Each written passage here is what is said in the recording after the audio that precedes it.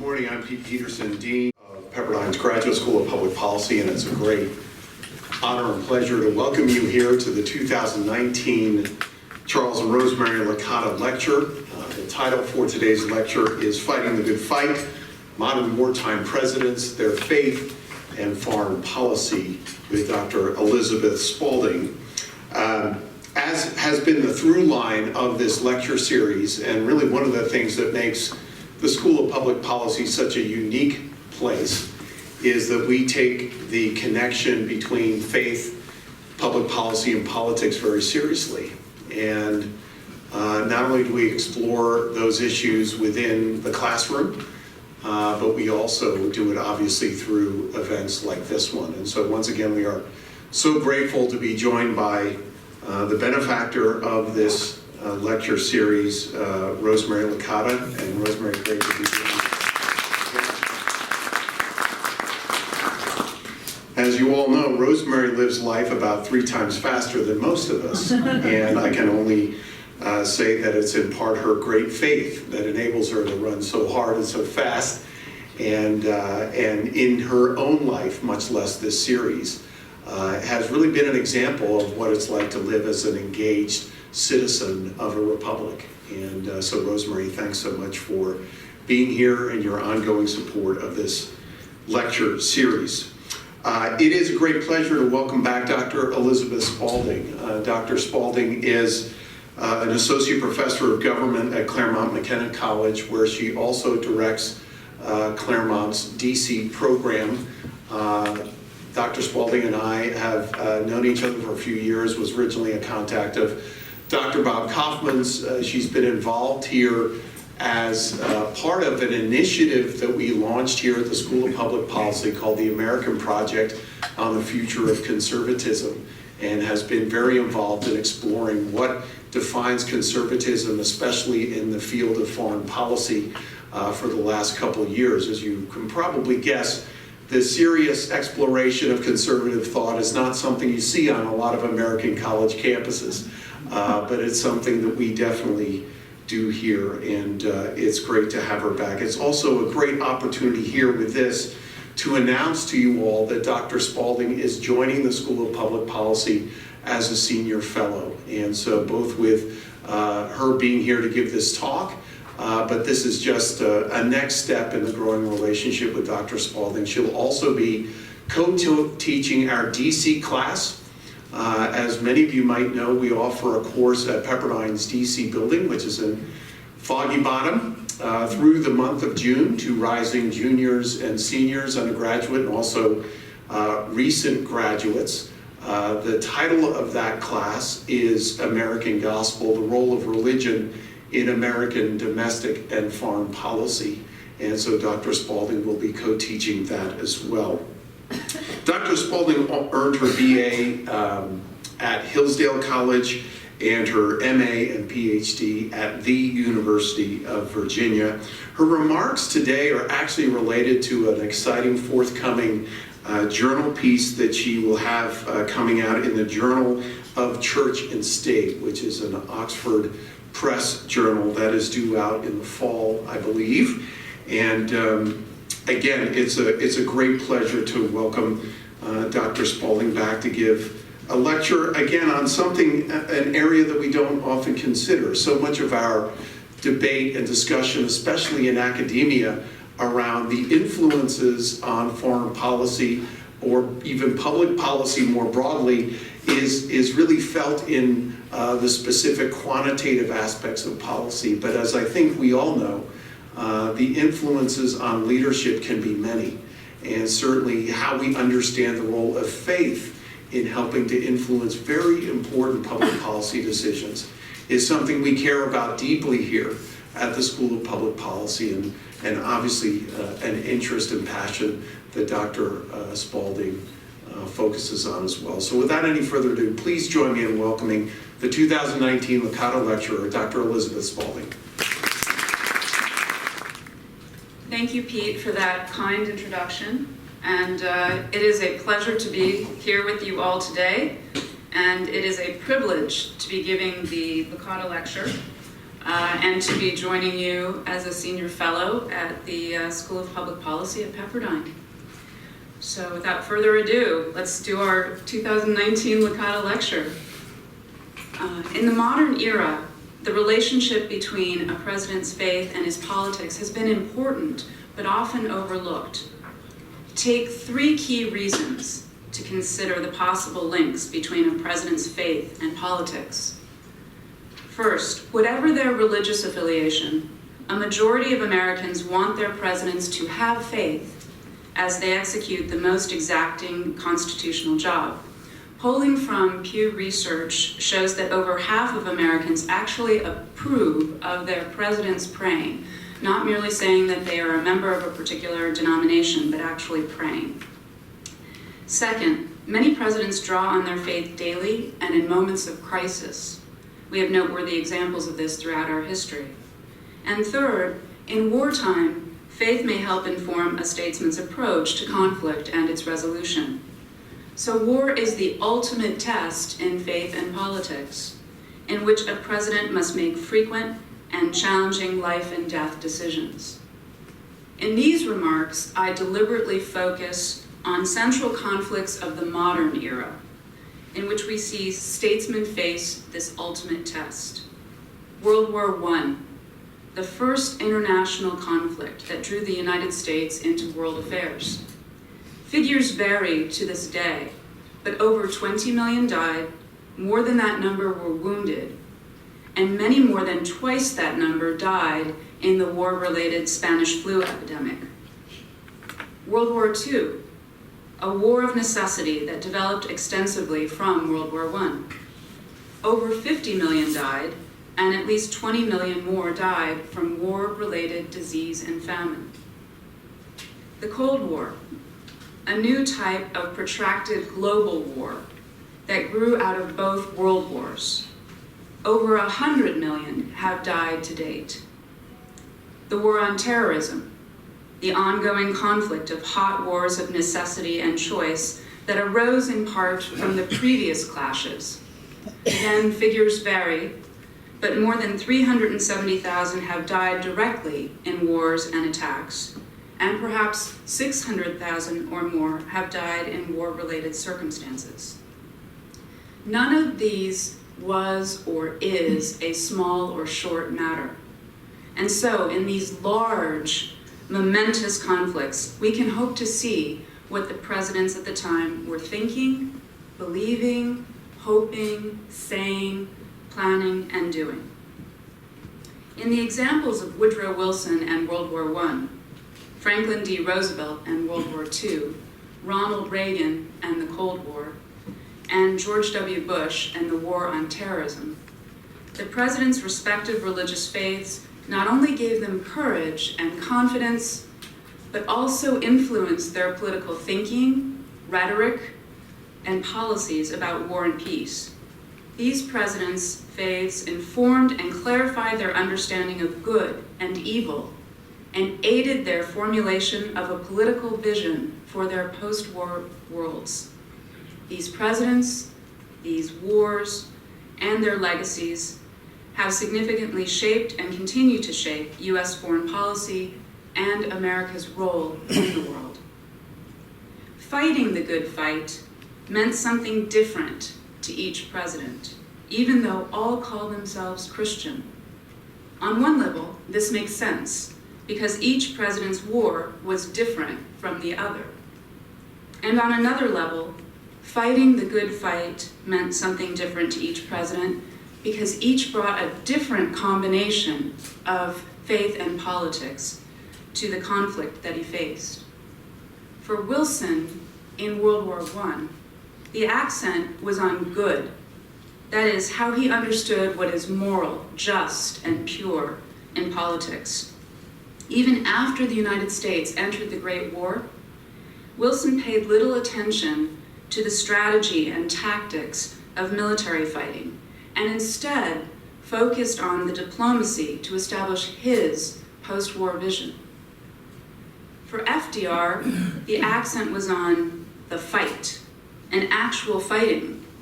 The United States had to do the fighting, along with their allies, to defeat what were described as the godless forces of fascism and imperial militarism. FDR had a post-war plan, but he knew he needed the Allies to win the Second Great War if there was any chance to build a future peace.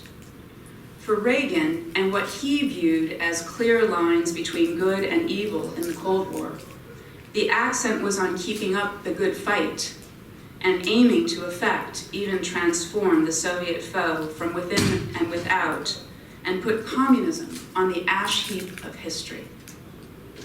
For Bush, the accent was on the fight for good in what he perceived as an existential battle for democracy and freedom, including religious freedom, against radical jihadist terrorists who had hijacked a world religion in order to reshape international politics and society according to their twisted image of Islam.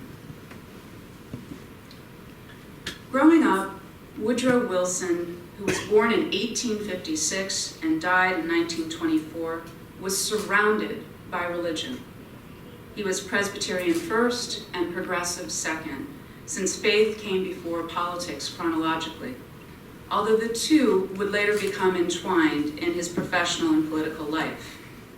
Wilson's father was a Presbyterian minister, and his mother was the daughter and then wife of Presbyterian ministers. This meant Wilson was steeped in doctrine and scripture while he grew up in 4 different Southern towns. His father was his main early teacher. Joseph Ruggles Wilson had become an unreconstructed Southerner who helped organize the Presbyterian Church of the Confederate States.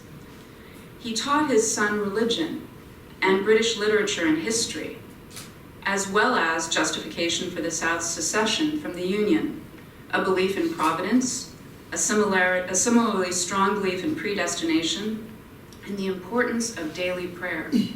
Wilson is said to have prayed daily on his knees. Before going off to college, Wilson was also tutored after the Civil War by Confederate veterans. Wilson said that he understood and hated war, and that the one place that did not have to be explained to him was the South. During his presidency, Wilson revealed that his faith gave his presidency purpose. "My life would not be worth living if it were not for the driving power of religion, for faith, pure and simple," he wrote in 1915. In December 1918, he said in a speech, "I think one would go crazy if he did not believe in providence. It would be a maze without a clue." After the strokes that should have ended his presidency and fighting depression and insomnia after the second defeat of the Versailles Treaty in the US Senate in 1920, Wilson said to his personal physician, "If I were not a Christian, I think I should go mad. But my faith in God holds me to the belief that he is in some way working out his own plans through human perversities and mistakes."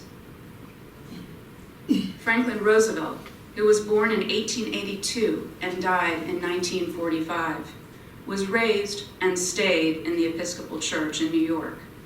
His father, who was also active in the church, and his headmaster and mentor at the elite Groton boarding school, the quite famous at the time Reverend Endicott Peabody, were likely the strongest spiritual influences on Roosevelt, although his mother remained his strongest political and personal supporter until her death in 1941.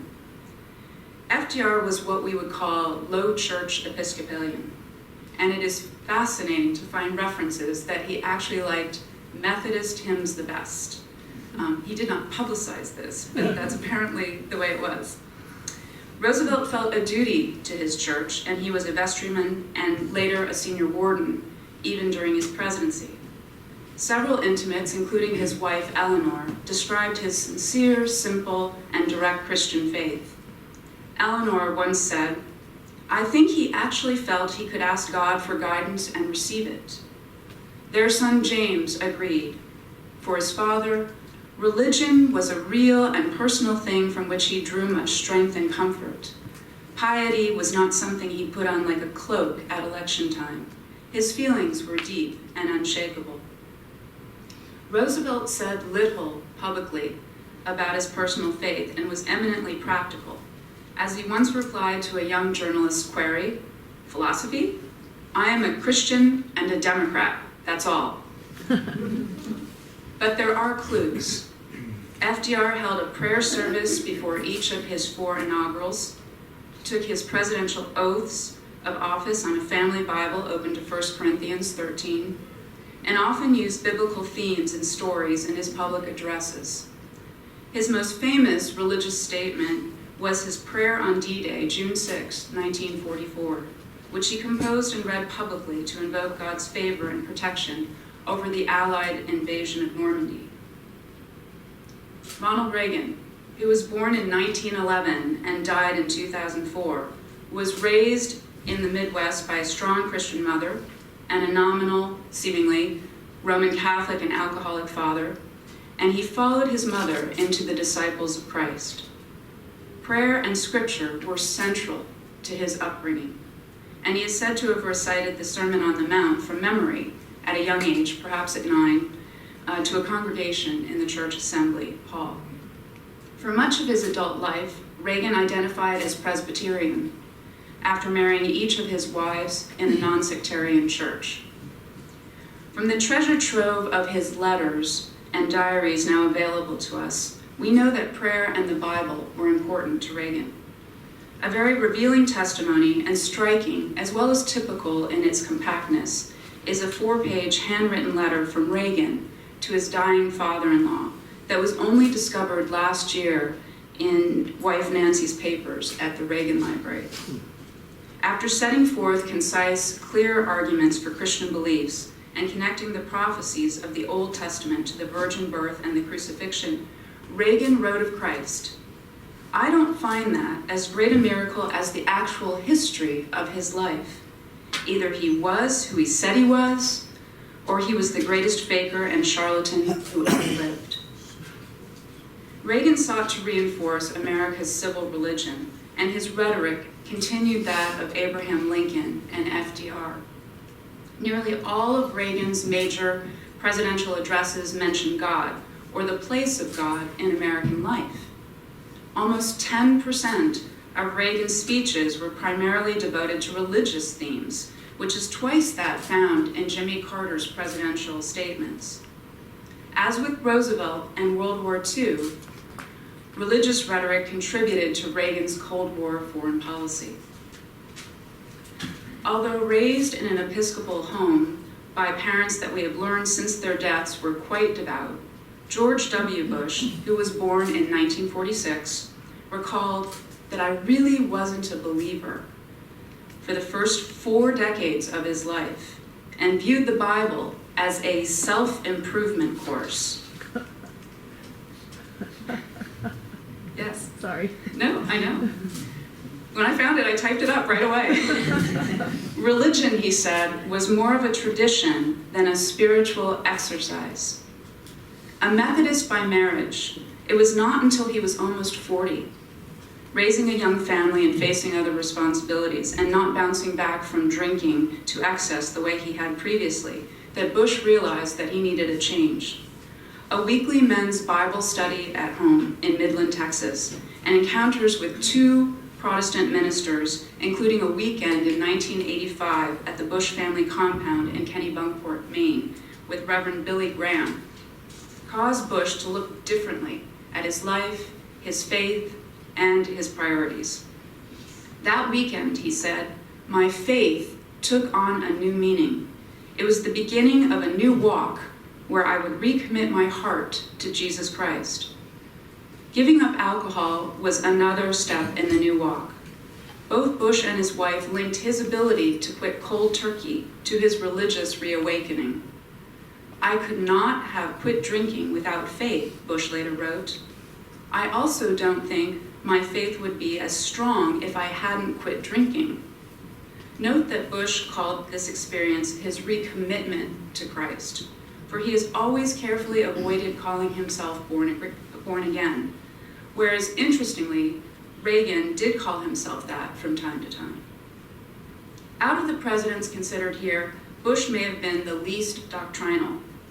Faith, he commented in his campaign autobiography, frees me to enjoy life and not worry about what comes next.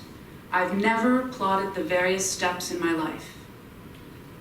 In one of the presidential debates during his re-election campaign in 2004, Bush noted that prayer and religion sustain me, and I receive calmness in the storms of the presidency. I love the fact that people pray for me and my family all about the country. Somebody asked me one time, how do you know? I said, I just feel it.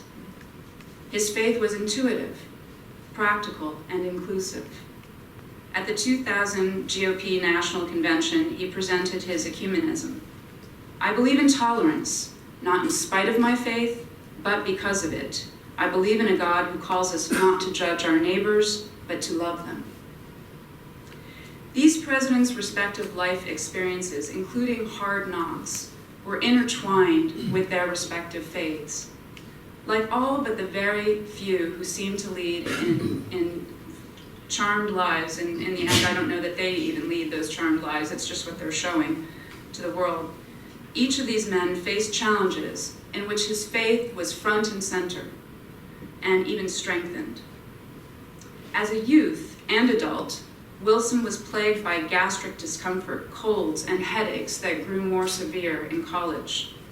In his diary from his years as a student at Princeton, in his own shorthand, Wilson ended each entry, "Thank God for health and strength." Speculation about Wilson's health is a cottage industry, but the most detailed research suggests a history of strokes, perhaps even as a child and throughout adulthood, and not just the major stroke that incapacitated him for over a month in 1919, but also, maybe, in 1896, 1904, 1906, the same year as an extramarital affair, 1907, and 1913. In 1896, after what was likely a stroke, Wilson, 39 years old, switched to writing left-handed and went by himself on a therapeutic bicycle trip around England and Scotland. He hid his condition from nearly everyone around him, and a full year passed before he was able to write again with his right hand. Wilson's greatest personal faith crisis, though, surrounds the decline and death of his first wife, Ellen. After she died, the doctor did not even want to tell Wilson at first. Wilson was a mess and talked about not wanting to live any longer. And we should note the timing. Ellen's death occurred in the same month that World War I began in Europe in 1914. Wilson's faith led him to persevere. FDR and his wife Eleanor lost a son, their third child, in infancy, which seems to have affected Eleanor more than it did Franklin, although we have to remember that this was at a time when men were generally not forthcoming about such matters. They also had their share of marital problems, including more than one affair on the part of Franklin. Roosevelt also hit a very rough patch with typhoid in 1912 during his re-election campaign to the New York State Senate, which he overcame with the nursing and political help of his wife, along with his closest political advisor at the time. What clearly devastated FDR the most, though, was being struck by polio at the age of 39 in 1921, which we would consider the prime of his life. He later confided to Francis Perkins, his long-serving Secretary of Labor, whom he had known since 1910, his dark despair that God had abandoned him after he contracted polio. Once he knew that he would live, he believed that he had been spared for some special purpose. Like many children of alcoholics, Reagan did not share the scars and pains that he must have felt. He was close to his brother, and we can imagine that they drew on their mother Nell's strength and relied on each other. The famous Reagan humor and knack for storytelling likely grew in the soil of adversity. As well, Reagan experienced the Depression in direct and real ways, and thus he came from economic hardship in a manner that the other presidents considered here did not. Reagan often said that he had lived through the Depression, 2 World Wars, and the Cold War in order to explain the perseverance as well as the hopes of his generation, and the overall resilience of America. We can see Reagan's attraction to FDR's confidence and optimism in these experiences too. Reagan had his share of sports-related injuries, a couple of which actually required bed rest, but the health crisis that tested him the most in the first half of his life coincided with a cruel, emotional blow to his family. At the same time that he was struggling for his life in one hospital from a case of viral pneumonia, his first wife, Jane Wyman, had been rushed to another hospital, giving birth prematurely to their second daughter, who would live for only that day. This loss seems to have contributed to the breakup of their marriage, and Reagan afterward found deep and lasting love in his marriage to his second wife, Nancy. As governor of California, Reagan drew on his faith and wrote to his old pastor about all the hours in the old church in Dixon, which I didn't appreciate at the time, and all of Nell's faith as an inheritance without which I'd be lost and helpless. But the greatest challenge, which also had deepening faith effects, came toward the beginning of his presidency. After he survived a 1981 assassination attempt, Reagan realized that he could not ask for God's help while feeling hatred for his assailant, and began to pray for his soul and that he would find his way back to the fold. As Reagan privately recorded after returning to the White House from the hospital, "Whatever happens now, I owe my life to God and will try to serve him in every way I can." A few years later, he thanked a Catholic nun who was praying for him. "I believe in intercessory prayer," he wrote, "and I know I have benefited from it." Like Roosevelt, Reagan felt called to a higher purpose after a brush with mortality. Bush understood the biggest loss of his childhood better in retrospect. His sister Robin died from leukemia at the age of 3, and Bush has spoken and written of how he grew ever closer to his mother and used humor to help her grieve and get through. He found out years later that his father went every day to church to pray for a cure during Robin's battle against cancer. As a young man, Bush started to drink regularly and heavily, although he never admitted that he was an alcoholic. His wife Laura said that she would not have left him. "I was not going to leave George, and I wasn't going to let him leave me with twins. Our marriage was enduring, we loved each other, and we were two people who did not have divorce in our DNA." But she let him know that she thought he could be a better man. Although the charges were later dropped, Bush was arrested for disorderly conduct at the age of 20, and 10 years later, in 1976, he was arrested for drunk driving near the family home in Kennebunkport. As we have seen, Bush eventually realized that he had a problem and that his renewed Christian faith changed him and enabled him to give up alcohol. Like each and every one of us, these men had their flaws, and they seem to have drawn on their faith and to ask for the grace and strength to improve, to change, to persevere, to do God's will. Wilson, Reagan, and Bush were all explicit about the power of prayer. Even though FDR did not talk exactly the same way, he prayed publicly during World War II and invoked God's help and blessings in all 4 of his inaugural addresses and in other speeches. Without sounding judgmental ourselves, Wilson is the most challenging to consider because he seemed convinced that he was called to be a modern Moses and God's instrument in this very particular way. His arrogance is palpable, even a century later. This is the man who confided as a young adult to his diary, "Why may not the present age write through me its political biography?" Now, I know that's in a diary, but still. This is years later, the mature man who's told a surprised chairman of the Democratic Party, "Remember that God ordained that I should be the next president of the United States." For FDR, his egotism endured, but seems to have been tempered by faith and experience. And his sanguine nature also appears to have been enhanced by that same combination of faith and politics and experience.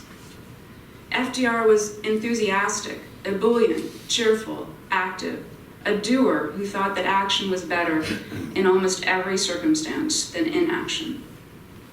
For Reagan, humility seems a more predominating virtue in comparison to the other three presidents, although he was at times criticized, even by a couple of his children, for being distant or inaccessible. Bush had both humor and choler in his disposition, in which the sanguine seemed to generally prevail after the anger faded. All were publicly charismatic in their respective ways. Even when people did not vote for or support them, they had to admit that these statesmen stood apart.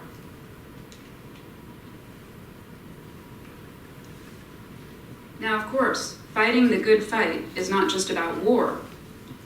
Wartime presidents, especially wartime presidents who are influenced by their religious faith, are seeking peace. The purpose for fighting the good fight is to finish the whole race. Though different in other ways, these four presidents were alike in this regard. Wilson's preference to stay out of the Great War was no mere campaign slogan in 1916. After the sinking of the Lusitania in 1915, Wilson responded to a correspondent who pleaded for a declaration of war. War is not declared in the name of God. It is a human affair entirely. Even though he thought World War I created opportunities to make the world safe for democracy and shape a peace to end all war, he delayed his decision on American entry until past the point he could refute the case for war.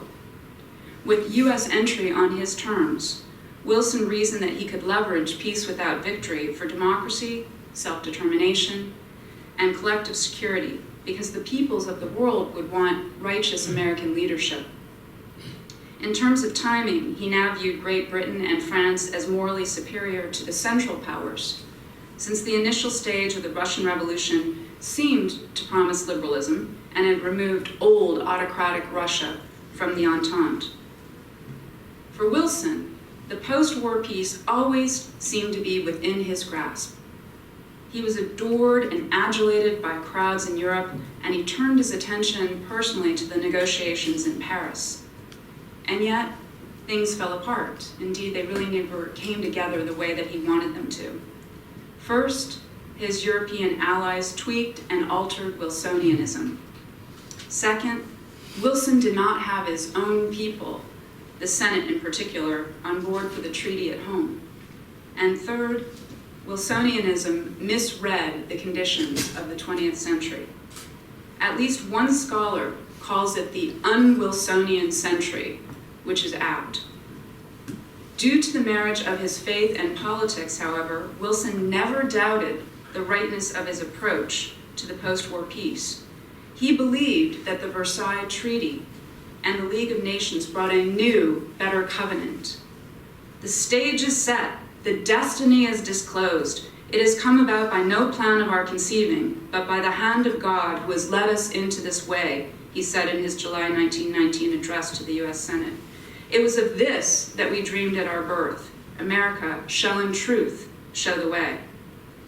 In war and peace, Wilson's progressive internationalism, its idealism, its historical optimism, its moral fervor, was connected with Wilson's religious understanding. Indeed, Wilson never doubted. On Armistice Day, 1923, less than 3 months before his death, Wilson came to the doorway of his house in Washington, D.C. to address hundreds of well-wishers. Just one word more. I cannot refrain from saying it. I am not one of those who have the least anxiety about the triumph of the principles I have stood for.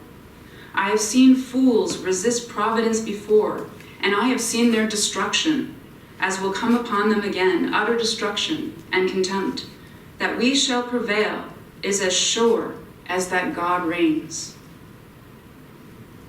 During the Second World War, FDR employed religious rhetoric to inspire his fellow Americans and to assure them that the Allies would eventually triumph. In response to the Japanese bombing of Pearl Harbor in December 1941, he entreated that the American people will gain the inevitable triumph, so help us God. He later wrote that month to Archbishop Edward Mooney of Detroit, in victory we shall not seek vengeance, but the establishment of an international order in which the Spirit of Christ shall rule the hearts of men and nations. In his 1942 State of the Union address, FDR stressed that German, Italian, and Japanese militarists aimed to destroy the material and spiritual centers of civilization. The world is too small to provide adequate living room for both Hitler and God. The Axis powers, Roosevelt affirmed in 1943, were implacable foes of every principle by which Christian nations live. And in 1944, he professed that without supreme devotion to our religious beliefs, we could not have borne these burdens. Under God, there can be no other outcome save victory. Throughout the war, FDR emphasized that although blessed with great resources and resolve, America could neither win nor establish a stable, just peace without God's help. As Roosevelt was practical in religion, so he was in politics. His practical nature inclined him in foreign policy toward liberal pragmatism and realism as the primary ingredients in a durable peace. Before and after U.S. entry into World War II, he championed the four freedoms, which were half traditionally liberal, freedom of speech and freedom of worship, and half progressive, freedom from want and freedom from fear. For FDR, the post-war peace seemed within grasp from about some point in late 1944 on. He was slowly dying, but he could tell the tide was changing in the Allies' favor. He put his energies into not only winning the war, but also into setting up the United Nations Organization, the Bretton Woods economic institutions, and the four policemen. And even though he was fading, he thought he would be there after the war. He thought he would be personally negotiating with and cajoling his great power peers, especially Stalin, and preventing a third world war. Unlike Churchill, he did not see that the Cold War was actually already underway. Roosevelt's sense of noblesse oblige, his attraction to a new scientific understanding of Christianity that, as he put it, would open the way to a simpler faith, a deeper faith, a happier faith than ever our forefathers had, and his embodiment and expansion of America's civil religion, all derived in significant part from his religious faith and influenced his politics, including foreign policy.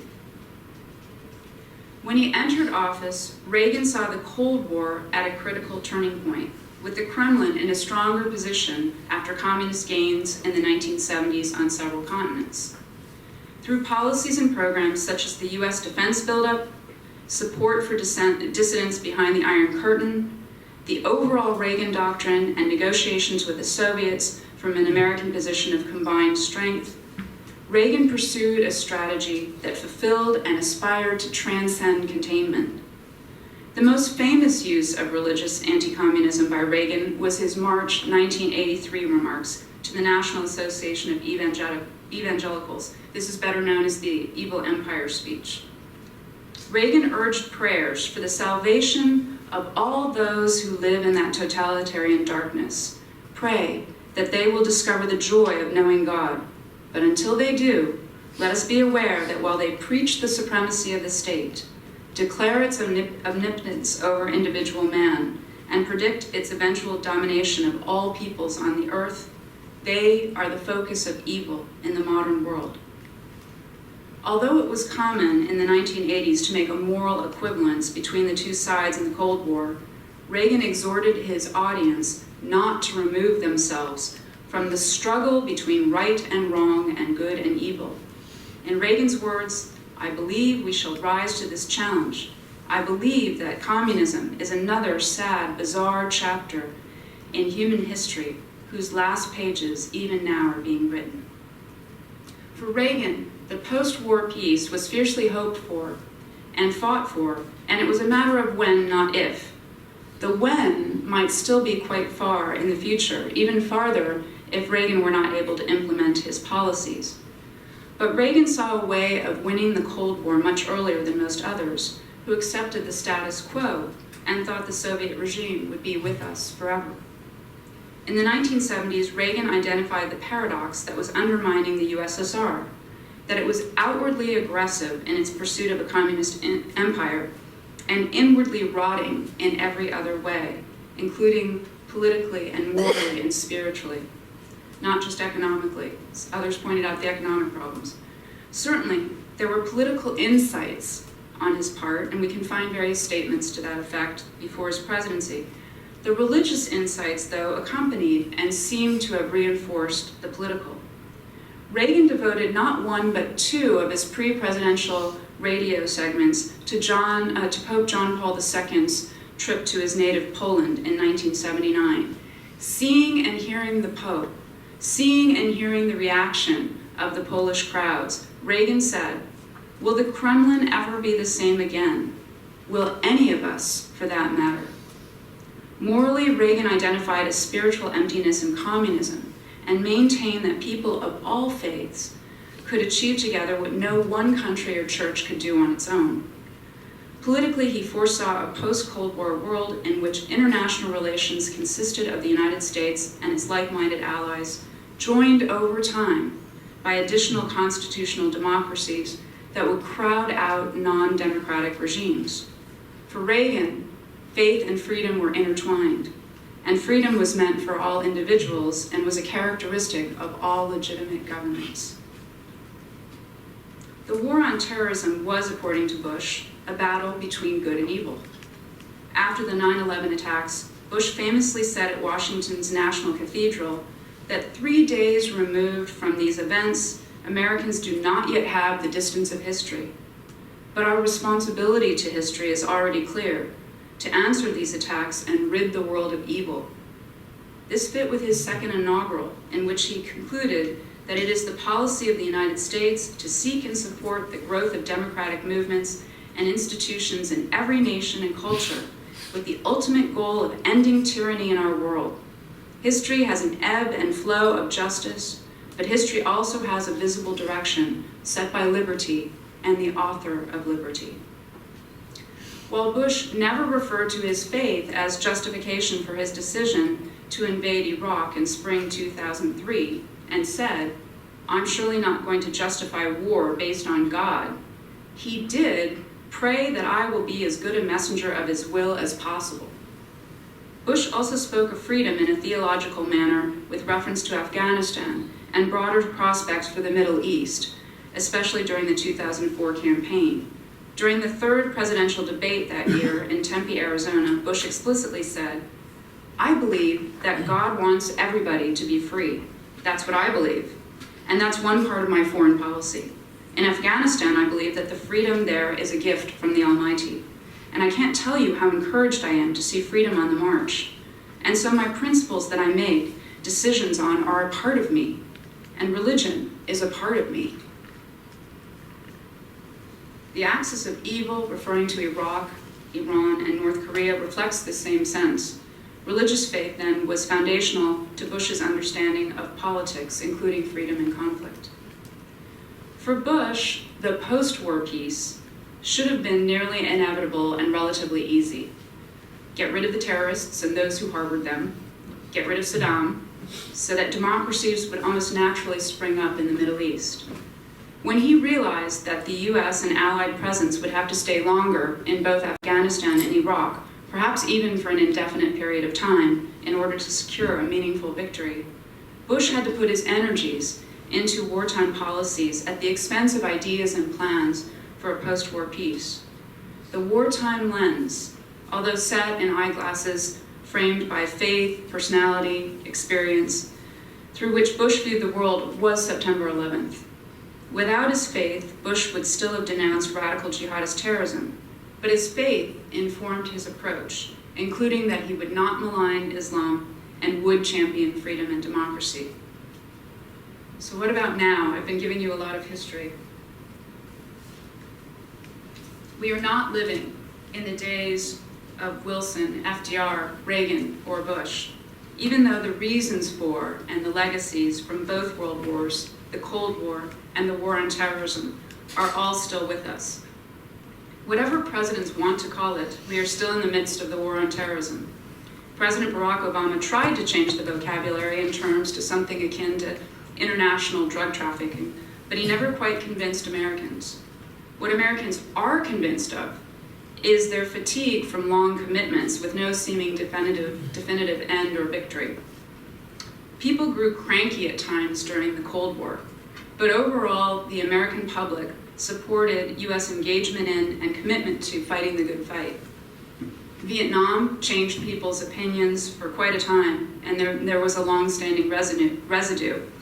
But Reagan during the Cold War's twilight, Bush 41 during the Persian Gulf War, and Bush 43 in the first part of the War on Terrorism helped to cure the Vietnam War syndrome. What about now? It is difficult to parse President Donald Trump's religious faith, let alone the influence on and implications for foreign policy. Among other reasons, we do not have the benefit of hindsight. He is not a two-term president. He is only just over 2 years into his term, and we don't know what's ahead. So with Wilson, Reagan, and Bush, we have 2 full terms for each of them. And then from FDR, of course, we have a little more than 3 terms available for evaluation. And Trump just seems different, or at least that is what we are told over and over by scholars, analysts, and pundits. One political scientist describes Trump's religion this way: as a sincerely held, vague, nominal, but respectful form of old-school Protestantism. This may help, but it also seems to raise many more questions. Trump, who was born in 1946, the same year as George W. Bush, is Presbyterian. But he seems worlds away from the structured theology and scripture knowledge of a Wilson, or the scripture familiarity and faith witness of a Reagan. He is forthright, but not folksy about faith the way that Bush could be. Trump's mother was apparently a strong Presbyterian, and she was originally from Scotland. Although it is difficult to uncover her influence, actually in many ways, since she was often sick during Trump's childhood, and then he went off to military school as a teenager. His father, meanwhile, appears as a towering figure in Trump's life. Fred Trump was Presbyterian, originally raised Lutheran by his German immigrant parents. Where it also seems helpful to look at religious influence on Trump is Norman Vincent Peale and his can-do, ecumenical, capitalism-friendly, success-oriented, mid-century Christianity. Broadly speaking, Peale came out of a long tradition in America of the prosperity gospel, which originally involved both the creation of wealth and then figuring out what to do with it through philanthropy. Peale was ordained in the Methodist Church and later joined the Reformed Church in America. He preached scripture and mainstream Protestant theology, as well as his version of the prosperity gospel. The longtime pastor of Marble Collegiate Church in New York City, who was dubbed God's salesman, Peale articulated and popularized the power of positive thinking, self-confidence, and God-approved prosperity. Here's just one passage from his book, The Power of Positive Thinking, which was published in 1952 and remained on the New York Times bestseller list for over 3.5 years. Formulate and stamp indelibly in your mind a mental picture of yourself as succeeding. Never permit it to fade. This is a coat that Trump seems to wear comfortably. Peale was also a family friend, and the Trumps sometimes went into Manhattan to his church and later formally joined in the 1970s. Trump was exposed to Peale in his preaching and thinking at formative times in his life, and then on his own, he became and stayed friends with Peale. Peale presided at Trump's marriage to his first wife, and Trump co-hosted Peale's 90th birthday party. Peale died in his mid-90s in 1993. At some point, Trump started to watch televangelist Paula White on television, and he first contacted her by phone in 2002. They interacted on various occasions, including apparently for Bible studies. White is the senior pastor of a non-denominational multicultural megachurch in Florida, the New Destiny Christian Center. She is known for also promoting the prosperity gospel, but is part of a broader health, wealth, and happiness movement. And her books have main titles like You're All That, Dare to Dream, Deal with It, and move on, move up. Sometimes referred to as Trump's spiritual pastor, White is one of several religious figures who meet regularly with Trump. She has described seeing spiritual growth in Trump during the years she has known him. According to her, he holds his faith close to his chest and is not as open about it as some people. White prayed the invocation at Trump's inauguration, and she was the first clergywoman and only second woman to pray at a presidential inauguration. Like Peale and Trump, White can be a polarizing figure, even among Christians. Both Peale and White have been called heretics. Like Peale and Trump, White definitely has a populist touch. Unlike Peale, White has no college or seminary degree. Unlike Peale, but like Trump, White is in her third marriage. In a contemporary echo of Peale, White expresses a self-help Christianity of confidence that sees both spiritual and financial success as part of God's plans for humanity. This message is attractive to Trump, and it does not matter to him that Peale and White are from two different denominations, or a denomination and non-denomination. Just all Christian, all success. A main theme of religious faith that is rooted in the power of positive thinking seems to influence Trump on policy, including foreign policy. He uses the word success in foreign policy more than any other president I can think of. We have plenty of examples of presidents talking about victory, freedom, peace. But Trump likes the word success. It is a word that is associated with the business world, and it also seems an application of Peale's approach as reinforced by White's themes. One of the main reasons that Trump seems to want out of Afghanistan and Iraq is that these wars have not been and are not successes in his mind. Until others in his administration walked it back, Syria seemed to have achieved what Trump thought was success, or could be projected as success, and he wanted out. In such examples, we have to remember that Trump is just not inclined to look strategically, in a military sense, at foreign policy. That would argue for keeping the highly effective and trained US specialists in Syria for various reasons, including as a wedge against Iran, Russia, Assad's own regime, sending a message to other powers like China. Another personal part of Trump's faith that seems to influence his politics, including his foreign policy, is that he says he does not feel the need to ask God for forgiveness. There have been striking occasions where he has pretty much said this verbatim, and on one occasion he answered a reporter that he did not remember ever asking God for forgiveness. That is, what is central to nearly every Christian and every Christian denomination is not so for Trump. If we combine that disposition with the premium placed on success, then we see that Trump's amoral approach to different regimes seems to stem from his personal faith rather than from his politics. I think our country does plenty of killing also, and you think our country's so innocent? Trump responded at 2 different times when invited in interviews to criticize Vladimir Putin's actions.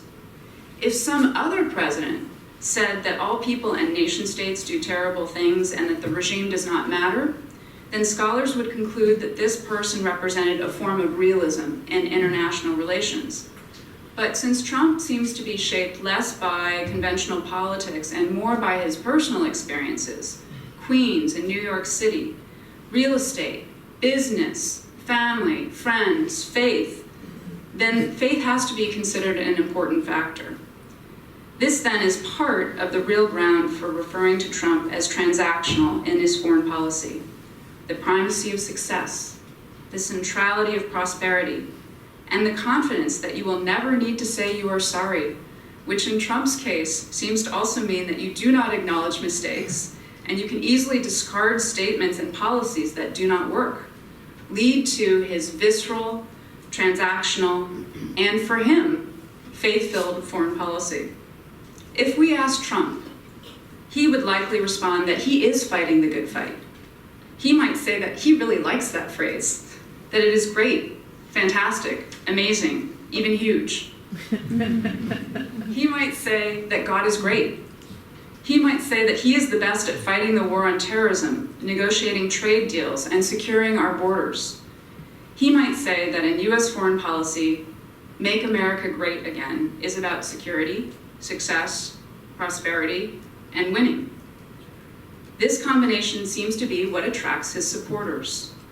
By itself, Trump's point about our country does plenty of killing also sounds like moral equivalence with nasty regimes. But Trump combines that with America as a place and people of success. His supporters view him as pro-American, wanting the United States and them to be great and successful. It is too soon to say where Trump will be placed among his presidential peers in terms of his foreign policy successes and failures. But maybe we can understand him and his approach better than we did before by taking him and his own faith seriously, and then comparing and contrasting him with past presidents. More than one president has said that there are no atheists in either foxholes or the Oval Office. Many presidents have talked about the importance of and strength they gained from providence and prayer during their terms in office. In different forms, as we have seen with Woodrow Wilson, Franklin Roosevelt, Ronald Reagan, George W. Bush, and perhaps even Donald Trump, faith and foreign policy are always with us. Thank you.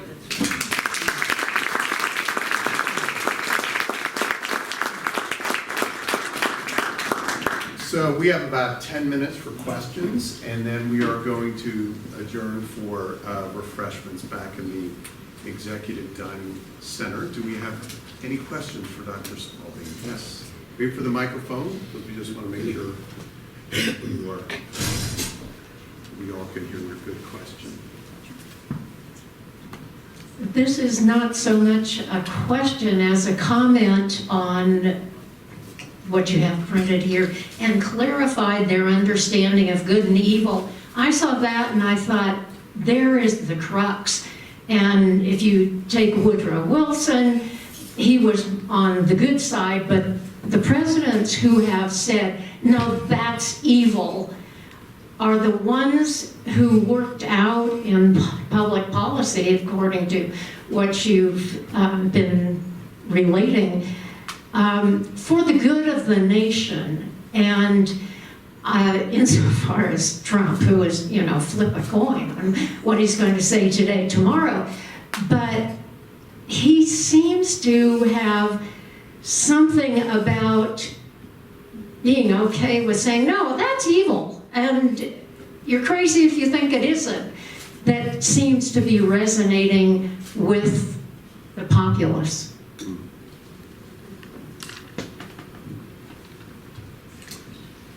We have a question down in front here, Melissa. Thank you. I think that notwithstanding what Trump's personal feelings are regarding religion, as president, he's been pro-life and pro-religious freedom.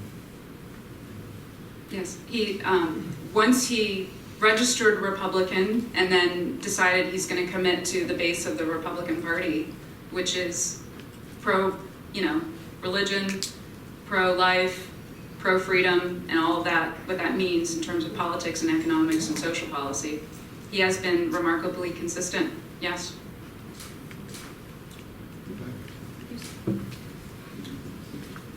I'm curious why you left out Harry Truman.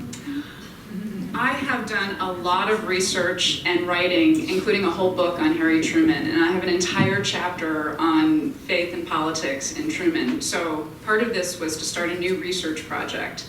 But I liked working on this article so much, that the article that Pete mentioned, that some of this is drawn from, that I'm now working on a book, and I'm going to do a chapter on Truman. It's going to be the four of these guys, Truman, and then what now at the end.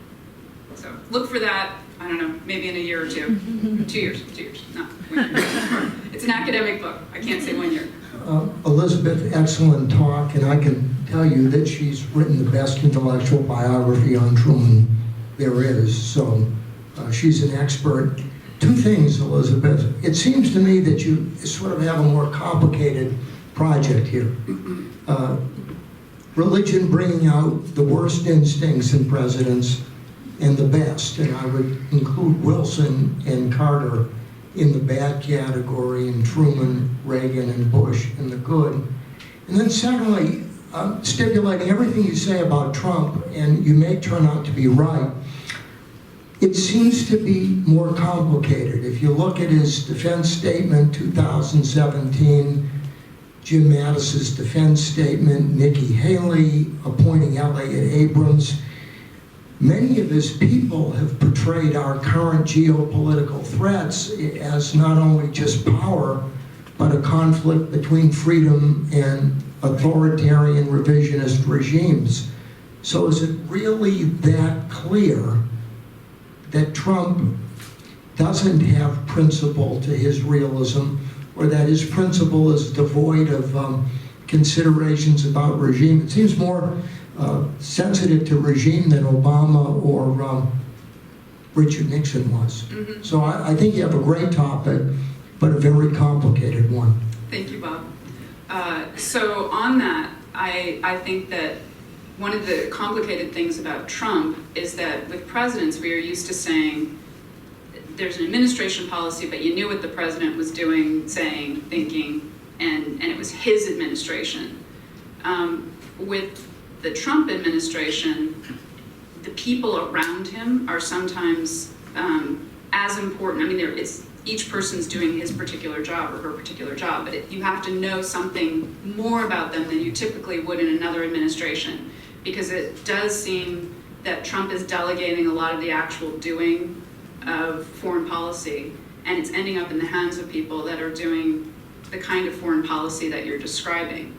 So yes, I would have to tussle with that more, and I will. But it does make him more complicated again than a lot of people want to say. So many people just think they have the answer on him, and they make it very much a simple, straightforward answer. Yeah, speaking about the wars, conflicts, prior to World War I, to Cold War, civil wars, speaking about the presidents, I enjoy and took in everything you said, and I compliment you, salute your analogy that you did, analysis. But yet we see this president to be much different than any other president in history. He has managed to awaken masses.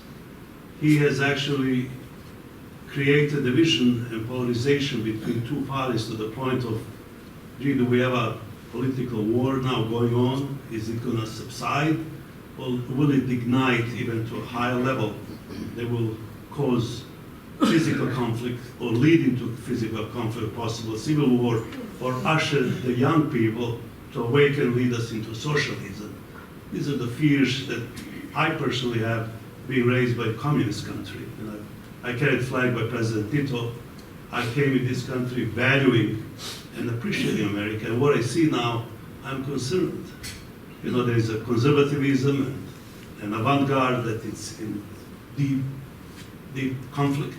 And what is all this going to lead when it's all said and done? And I really salute Trump to what he's doing, because he's bringing out the debates. And the question is, where will it all lead us? And you being a professor, could you please elaborate on that? Your forecast, nothing is guaranteed, but at least tell us, what is it going to lead? Is it going to be a social change? There's a tax going from every side. So where are we going to end up? So as a political scientist who thinks that history is essential, I think I agree with those who've said that Trump is somebody who often is expressing symptoms of what's been going on in America, not the cause of it. And I think that we've had many years of some of the problems that you've identified, and that now it is more out in the open in some ways, but it's not new. So I do think one of the things for the future, even if you accept the positive argument that's often made about Trump is that it's good that we have a disruptor right now. and that he can make people think about some things that they either hadn't realized they were talking about or didn't know before. So who's the president and who are other leaders who come to the fore after Trump? And so since we've had a stretch here where I think in foreign policy we haven't always been as clear as we have in the past since before Trump. It didn't start with Trump, some of the issues. And he's actually doing better with the people around him. But if you look at it overall, I think it would be very important to have a president after Trump who can bring, a uniter, I don't know. You need somebody who understands what's going on, can express it, and explain American principles and move us forward as a people. So that's what I would be looking at. And I don't have a person in mind. I really don't. I think it'll be interesting to see what happens on the Democratic side if they end up with their version of what happened to the Republicans in 2016 with 17 or 20 or 22 or however many people it is running. And then it looks like it would be Trump. I come to you from the East Coast, so there's word that Governor Hogan of Maryland may contest, but I doubt, in the end it'll probably be Trump unless he decides not to run for re-election. And then we'd have to see how that plays out, and then I would be interested in the person after that, too. Dr. Spaulding, thank you very much for a great lecture. My question is this: do you feel that President Reagan, as opposed to the other three presidents, had the greater moral dilemma being a president that the other three presidents were looking at casualties in the tens of thousands, hundreds of thousands, or millions in their conflicts and wars, and President Reagan was looking at mutual destruction, a greater moral question than the other three would ever face? It lapped over certainly in Bush, but Yes. do you feel that it would have been, and that's where your faith would really come in, the destruction of mankind as we know it. So do you feel that would be a greater moral dilemma for him as a man of faith? I think it's part of what drove him, because since he was a man of faith, he saw that was a potential issue. So not able to include here, but what I would work on elsewhere is part of understanding how he comes up with strategic defense and how do I get out of the box of mutual assured destruction is not just his political understanding of the Cold War, but indeed this faith understanding of the Cold War, because he could run the numbers and see what it would mean if you had a nuclear war between the superpowers. So he was able and willing to think outside the box in a way that a lot of presidents don't. And I the more I research and reflect on this, the more I think that the faith piece is critical to it too, not just the political.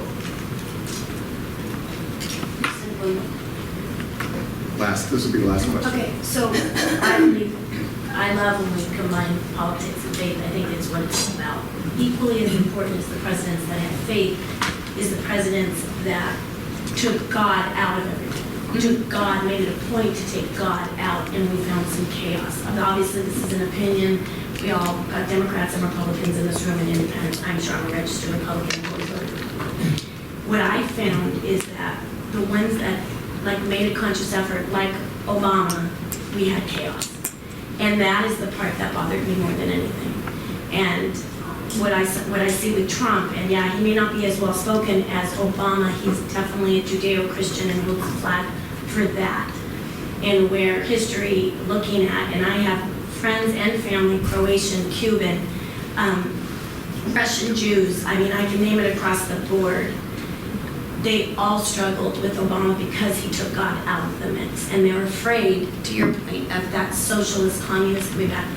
And so every president made their mistakes and their failures. And so every president ushered in to the next president some type of issue. We all know that there's never been a perfect president. Right. So what's going on with Trump is he was able to bring up around a nation with all the controversy, even though he may not do it properly, but I do believe that he's got the Judeo-Christian faith at the best hand right now. And Elizabeth, you and I were actually talking about this before. I have not read the article yet, but apparently there's a new piece out in the Atlantic basically describing the modern day Democratic Party as the secular party. And so whatever Obama's role may have been in that, I think it is fair to say that in our politics we are seeing a divergence in support of religious liberty and general support by secular versus faith, voters of faith. And I think that's definitely going to be something to see even when, you know, a more progressive publication like The Atlantic is taking on that issue, that it is something to look at for the 2020 race, is what are the different party identities going to be, and our candidates, obviously the Democrats are the ones that there's going to be a greater struggle around who their nominee is going to be. What is going to be their platform as it relates to issues of faith? Understanding that they are now looking, especially in the primary, to reach a base of voters that tends to be now more secular. So with that, please join me in thanking Dr. Spalding.